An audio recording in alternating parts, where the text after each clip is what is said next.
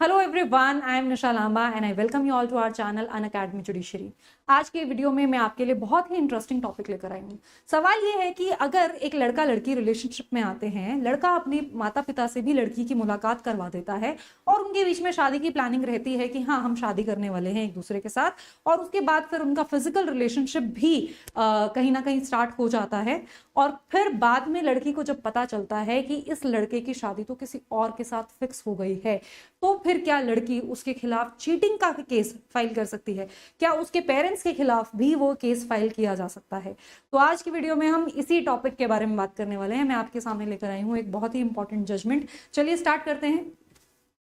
Start करने से पहले आपको बता दूं कि अगर आप अनअकैडमी जुडिशरी की सब्सक्रिप्शन खरीदना चाहते हैं और आप चाहते हैं कि आपको डिस्काउंट भी मिल जाए, तो आप ये जो कोड है निशा लांबा, इसका इस्तेमाल कर सकते हैं। इस कोड का इस्तेमाल करके आपको मिल जाएगा पूरे 50% का डिस्काउंट और साथ ही पूरे 12 महीने का free of cost extra extension.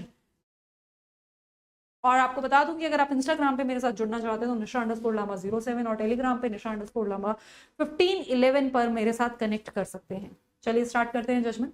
तो सबसे पहले हम कंप्लेनेंट की जो एलिगेशंस हैं उनको देखेंगे, और फिर एक्यूज की बात, और उसके बाद कोर्ट का क्या जजमेंट था, और लास्ट में जजमेंट का क्या नाम है, वो सब चीजों को ऑब्जर्व करेंगे। तो देखिए, तो प्रोसिक्यूशन की यहाँ पर क्या स्टोरी थी। बेसिकली उसका कहना था कि वो जो एपेलेंट्स हैं, देखो यहाँ पर जो केस फाइल किया गया है वो लड़के के माता पिता के खिलाफ फाइल किया है। ठीक है, कि माता पिता ने लड़के की शादी कहीं और फिक्स कर दी और मेरे साथ धोखाधड़ी कर दी। ठीक है, तो उसका कहना है, लड़की का क्या कहना है कि लड़के के जो माता पिता हैं उन्होंने उसके रिलेशन, वो लड़के के उस लड़के के साथ रिलेशनशिप में आई, और रिलेशनशिप में आने की वजह से फिजिकल रिलेशन उनके बीच में हुआ, और इस वजह से ही हुआ था क्योंकि उस लड़के ने उसको अश्योर किया था, उसको प्रॉमिस किया था कि वो उससे शादी करेगा। ठीक है, और वो शादी करने वाले हैं, जिंदगी भर साथ रहने वाले हैं, और इस वजह से ही वो शादी से पहले उसके साथ फिजिकल रिलेशनशिप में आ गई। ठीक, फिर हुआ क्या कि जो लड़का जो है वो अपने माता पिता को लड़की से मिलवाता है, और उस लड़की का कहना है कि उन्होंने उसको as a daughter in law accept भी कर लिया था, मतलब एज अ बहू उन्होंने एक्सेप्ट कर लिया था कि हाँ, इनकी शादी होने वाली है।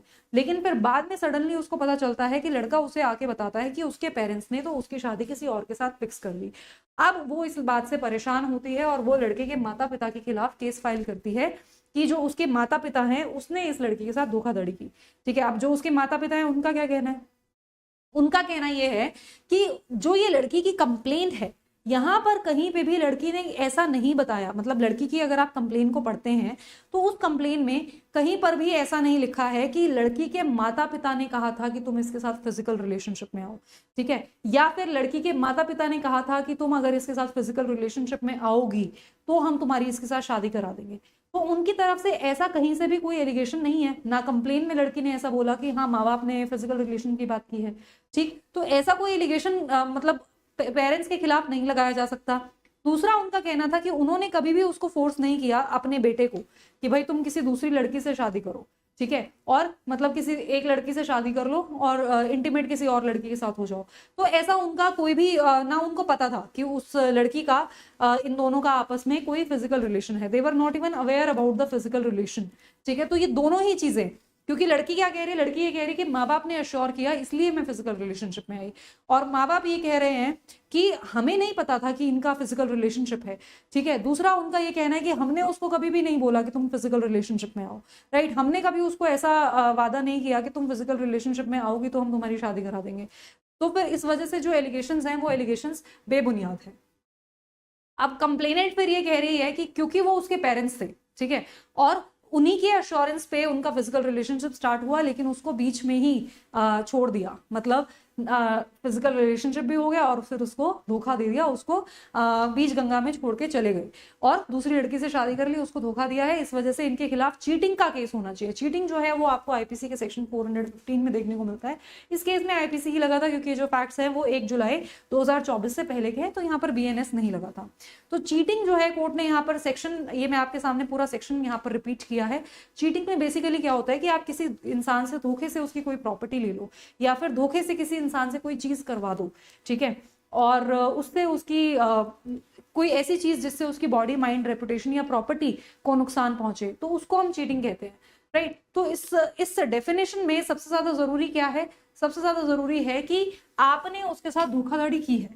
ठीक है, मतलब कोई डिसेप्शन है, फ्रॉडुलेंट या डिसऑनेस्ट इंड्यूसमेंट है, वो जरूरी है, राइट। लेकिन इस कंप्लेन के अंदर अगर आप पढ़ेंगे, ट्रायल में भी जाने की जरूरत नहीं, कंप्लेन को भी अगर आप पढ़ेंगे तो यहाँ पर आप देखेंगे कि जो पेरेंट्स हैं उन्होंने कोई भी धोखाधड़ी नहीं की है। मतलब कोर्ट का ये कहना है कि इस केस में अगर सिर्फ कंप्लेन को भी पढ़ते हैं तो कोई डिसेप्शन पेरेंट्स की साइड से नजर नहीं आता है।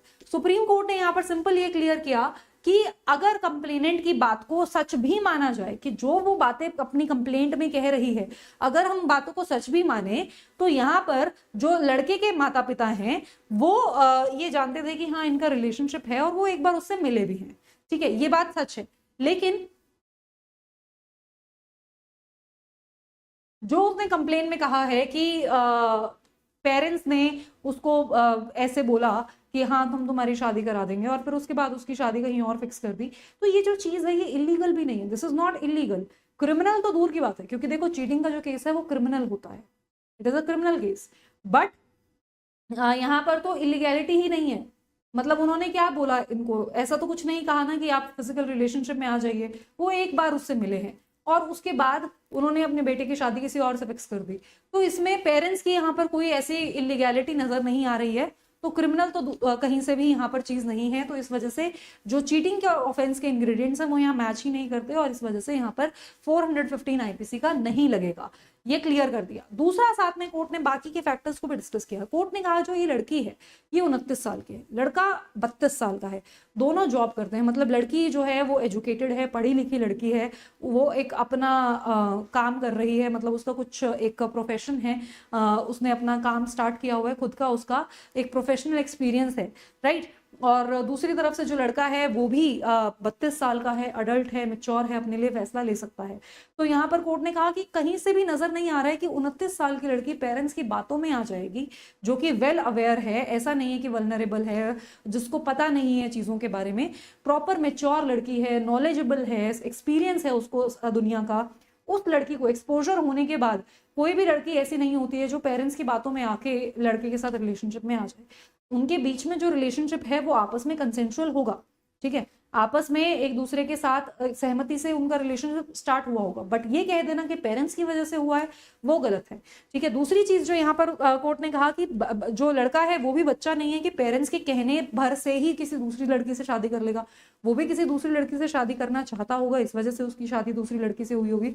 तो पेरेंट्स के ऊपर जो यहाँ पर केस फाइल किया जा रहा है ये और कुछ नहीं है, बस एक मिसयूज ऑफ लॉ है, ठीक है। यहाँ पर लॉ को एक तरह से गलत इस्तेमाल करके उन पेरेंट्स को परेशान किया जा रहा है और इस वजह से ये जो केस है इसको शुरू में ही खत्म कर दिया जाना चाहिए, बजाय कि लास्ट में जब फैसला सुनाया जाए तो लड़के के खिलाफ फैसला सुनाया जाए। नहीं, इसको इनिशियली ही क्वॉश कर दिया जाना चाहिए और रद्द कर दिया जाना चाहिए।